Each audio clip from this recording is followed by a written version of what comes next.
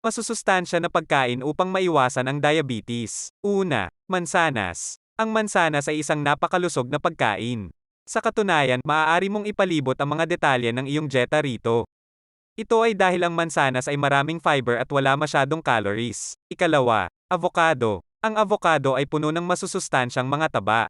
Ito rin ay may kayang magpabagal ng iyong digestion at magpanatili ng tamang sugar level sa iyong katawan. Ikatlo, barley. Ang barley ay may kakayahan upang panatilihing nasa tamang antas ang iyong sugar level. Kaya niyang ihinto ang pag-akyat nito ng halos 70%. Ang maganda pa rito ay kaya niyang gawin ito ng pangmatagalan. Ika-4, sitaw. Tuwing nagplaplano kayo ng pamilya mo ng iyong kakainin sa buong linggo, mainam na magtakda na kayo ay dapat kumain ng sitaw 2 beses sa isang linggo.